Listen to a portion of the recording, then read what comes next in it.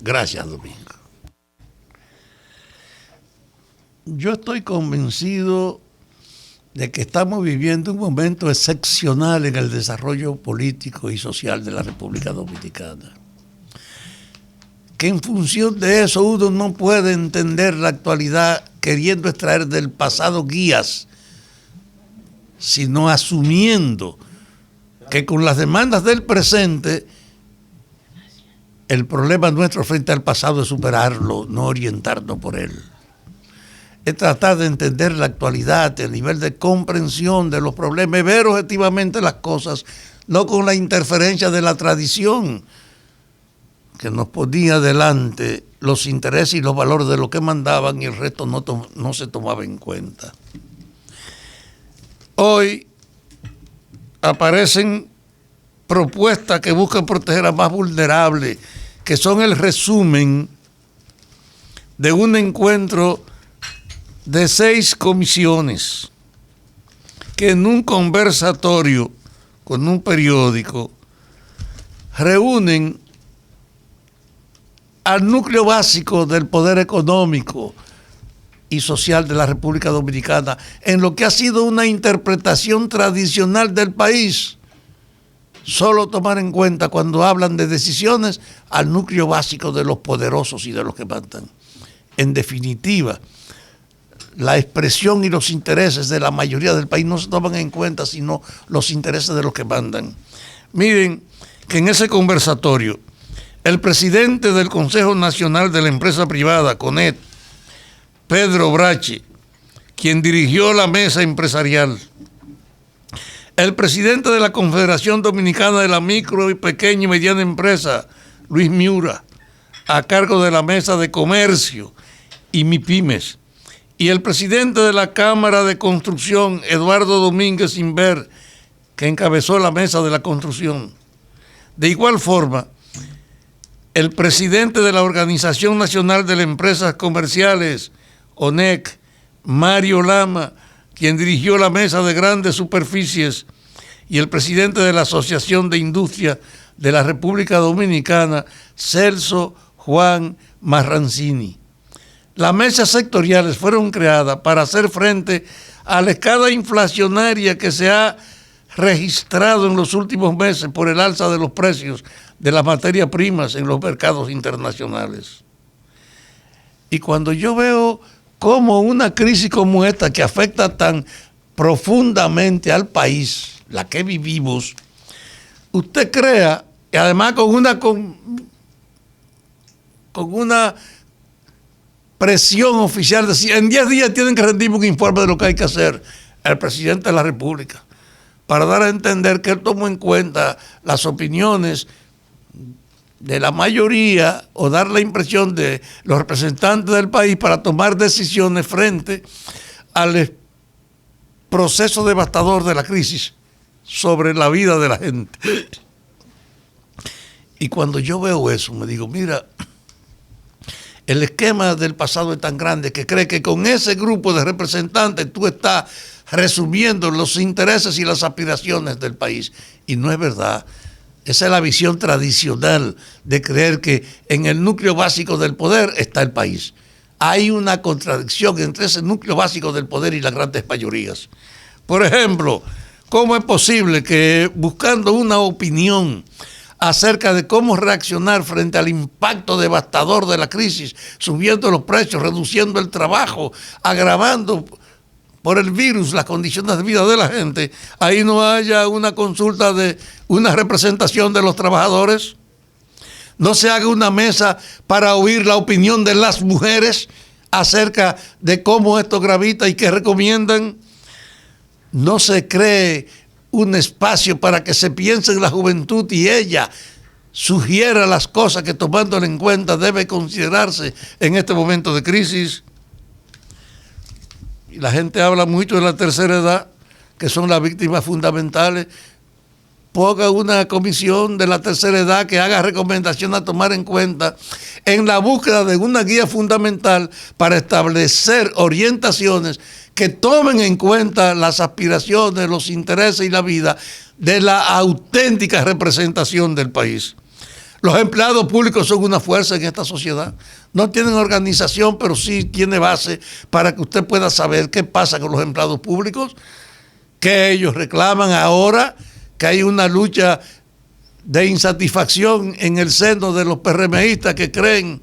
que las autoridades que ganaron no los han tomado en cuenta a ellos, y usted ve donde quiera una propuesta de rebeldía y de denuncia de que hay una connivencia con la herencia y no ningún compromiso con los que hicieron posible su victoria. Y también usted no puede hablar de una representación de la sociedad ignorando la realidad del campo entre los propios empresarios y los campesinos. Y en ese orden, hacer una mesa que ignora a estos sectores para tratar de lograr una recomendación que exprese el interés de las mayorías es simplemente la continuidad de una práctica excluyente, la de creer que el presidente y las autoridades, como fueron hijos de unas elecciones, representan siempre los intereses de la mayoría y que lo que ellos hagan está en función de eso, y no es verdad. Aquí el poder político, el ejercicio de la autoridad, lo que conducen el Estado, tienen una convicción de que su vínculo con el empresariado y las diversas manifestaciones empresariales es de hecho la base de un poder popular, y no es verdad. En este momento el impacto de la crisis es devastador en la base de la sociedad. Desintegra, limita, excluye, expulsa de las condiciones naturales que se venían desenvolviendo de la vida a millones de personas. Aquí hay una inmensa angustia de ver si el gobierno, frente a una amenaza inflacionaria porque han subido los costos de los transportes, porque se ha dificultado hasta esa cuestión, hoy vale todo más, porque hay que agregar el valor de lo que cuesta traerlo en un país que produce muy pocas cosas de las que consume. En este país una reducción del empleo, porque el turismo, que es una fuente de ingresos, se ha reducido, porque la inversión extranjera se ha reducido, y aquí lo que hay es mucho desempleo y más hambre y más angustia, profundizada esa desgracia por el impacto devastador del virus, que no cede, que cada día compromete más, y además tiene casi saturada toda la capacidad de respuesta de nuestros hospitales. El país vive una emergencia, y en esa emergencia, yo insisto, no es verdad que con la opinión de 5 o 6 mesas que solo representan los intereses de la mayoría, miren los nombres de los que la conducen: Pedro Brache, que es el presidente del CONET; Luis Miura, el presidente de Codopimi; Eduardo Domínguez, el de Cadocán; Celso Marrancini, de la Asociación de Industria; Mario Lama, de las empresas comerciales; y Servio Tulio Castellano. ¿Usted cree que ese es el país? Pero siempre se ha presumido que si usted está en buena con ese núcleo del poder, usted está en la papa, que una alianza del poder político con ese núcleo tiene la garantía de que todo el que concentra control político y económico asegura entonces la imposición de las cosas que se decidan. En esta época no es así. No es verdad que usted puede ignorar a los trabajadores y a los desempleados de este país, ni a los campesinos, ni a las mujeres, ni a los empleados públicos como tales. Si a usted le interesa de verdad encontrar un espacio de cooperación, que esta es una atmósfera para propiciar un espacio de entendimiento. Ahora hay una situación que nos obliga a que nosotros busquemos una manera de entendernos, para que junto con la vocación de entendernos podamos sumar esfuerzos para enfrentar los aspectos devastadores de la crisis y acelerar los procesos de la recuperación inevitable a la que tenemos que trabajar nosotros. Este país tiene una ventaja, a pesar de sus contradicciones.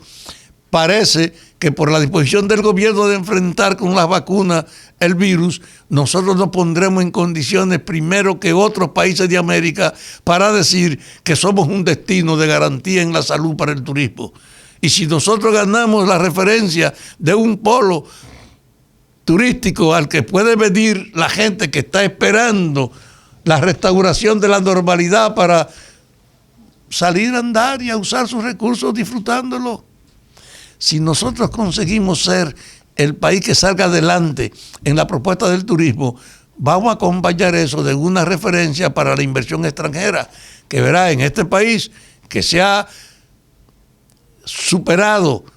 de esa crisis devastadora que tiene al mundo entero ahora mismo afectado. Si nosotros hacemos eso, aquí tendremos entonces seguro una atención especial de la inversión extranjera junto con el turismo. Pero la repercusión de esa tendencia a la recuperación es que en el país, oye, atenuemos una situación que el gobierno no podrá mantener con asistencia. El asistencialismo que el gobierno produce tiene un límite. No es verdad que va a poder apaciguar a los que están desclasados,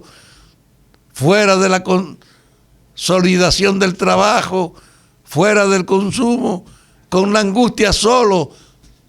de no saber qué hacer frente al desastre que se le viene encima y que lo destruye. Este país pues necesita una visión en el Ejecutivo. Ojalá el presidente tenga gente que le reporte cosas como esta, que sepa que no basta con organizar la representación de los poderosos, si no tiene ahí en esa representación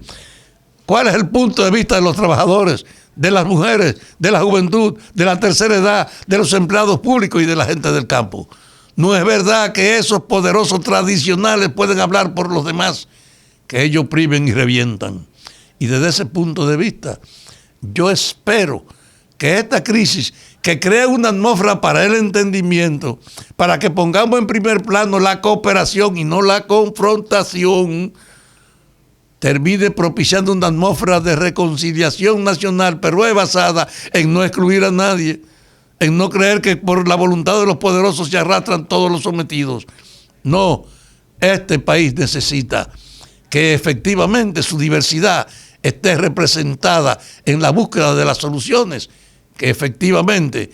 el gobierno quiere encontrar y al mismo tiempo decir que representa la voluntad del pueblo dominicano.